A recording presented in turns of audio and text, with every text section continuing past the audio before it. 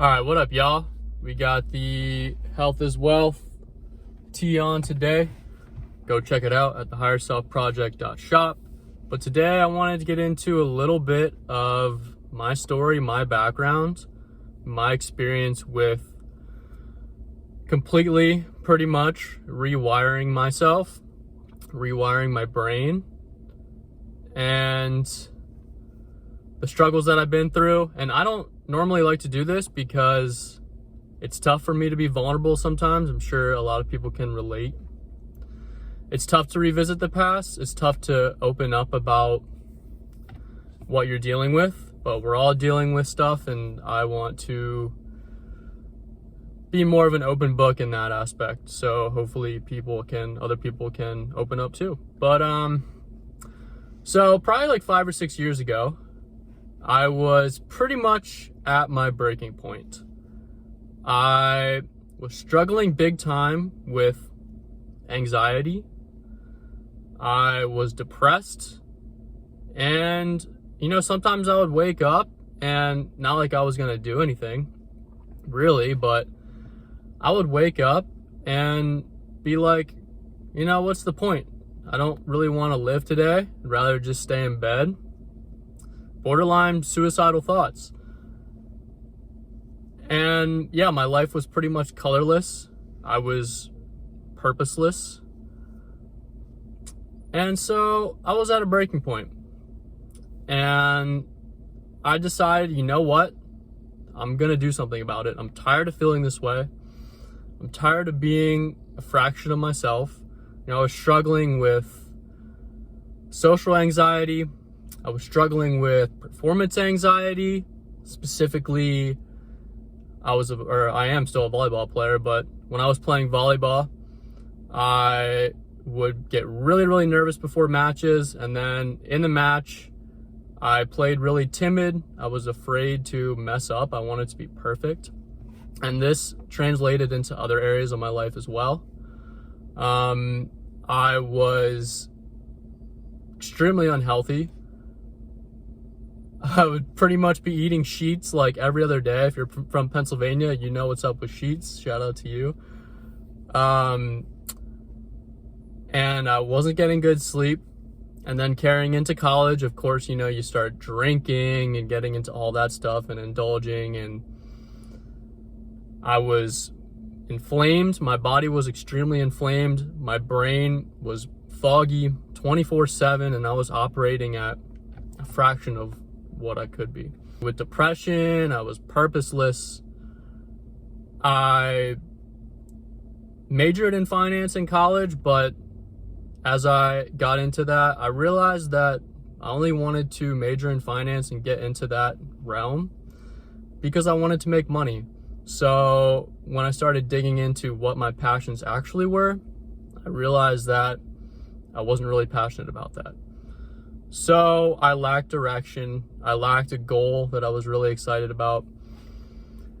And that summer, I decided that was enough. It's time to make a change. And so the first thing, I started reading a few books. The first big book that had a huge impact on me was called The Slight Edge by Jeff Olson. And he started to give me a little bit of hope that like I talked about last video, in every situation you have a choice to make. You're either getting better or worse. You're never stagnant. And that started to give me some awareness on what I was doing that led to the life that I didn't want, and what changes I had to make to create the life that I did want.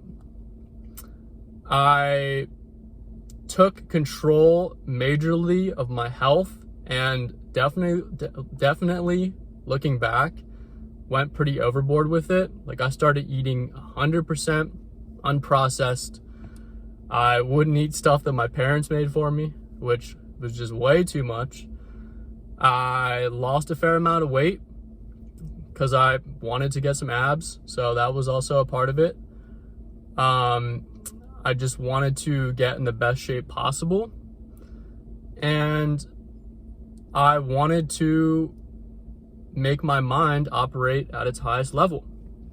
And I felt really good that summer. Even though I was underweight, probably malnourished, I learned a lot about fitness and health and nutrition. And I took a lot of that, and I still practice some of that today, but I found a balance. Another thing I did that summer was I started learning about the subconscious mind, because I really wanted to break these habits. And I noticed that, they were tough to break, and I would just keep getting in these cycles that I couldn't get out of. And so I learned about the subconscious mind and how it's your deeply rooted system that you run on, these programs that you're continuously running on that you're not aware of. Your beliefs, your unconscious habits are all stored in there. And I started learning how to rewire that system. I started surrounding myself with information that only related to my improvement. So books, YouTube videos, podcasts, anything that I could. I started just bombarding my brain with positivity, with information related to my goals. And along with that, I started journaling.